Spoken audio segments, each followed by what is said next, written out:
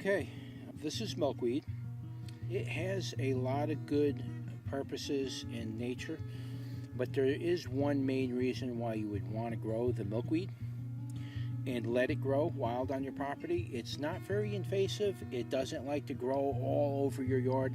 I'm lucky to see a couple of these pop up every once in a while around my yard, and when I do, I really leave it alone.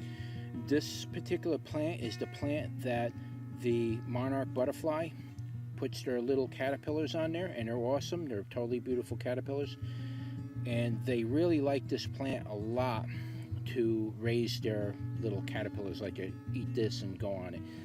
So this plant is very important for the life of the monarch butterfly.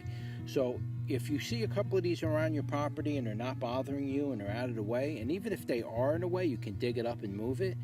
But this is a good plant to let grow on your property. The monarch butterflies really need this to multiply and breed. This is the plant of choice that they like. I mean, they will kind of breed on other plants, but this is the one that really brings them in. So if you want to see a lot of monarch butterflies, grow a little patch of this stuff around an area that's not going to bother you, and let it bolt up, and it makes those seed pods. I'll do a video later once it gets to seed pods. I'll show you how to harvest the seed pods and save those seeds for next year so you can grow a whole patch of them. So if you get one plant, you can get those couple pods out of it.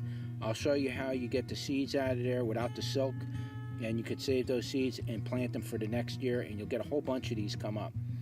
And they're really good to have on your property for the butterfly, okay? So if you see them, leave a couple of them. Don't rip them out. I got one more coming up here. This one comes up.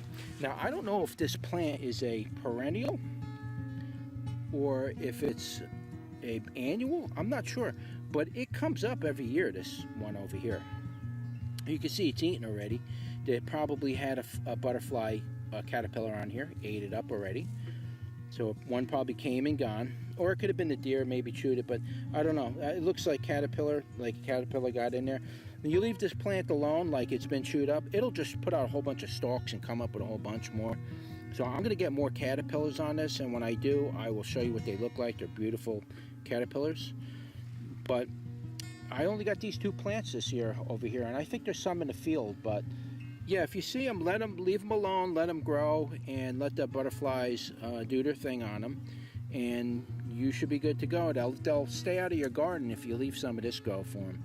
All right, so yep, that's a quick look at the milkweed plant, and I'll leave the correct botanical name in the description and title so you know what it is and what to look for. And again, I will do an update on this once it makes a seed pod, and I'll show you how to collect the seeds for this. So I will do an update to this plant, all right? So again, I don't know if it's poisonous or edible, so do not eat it. This is just for the butterflies, for the monarch butterflies. I never said to eat it or anything like that, so don't do anything like that. But it's not an invasive species, but I might put it under the invasive species list, because I really got nowhere to put the wild plants. I didn't create a playlist for all the wild plants that I'm showing you in these videos. All right, so don't forget to like, share, subscribe, and I'll see you on the next one. Take care.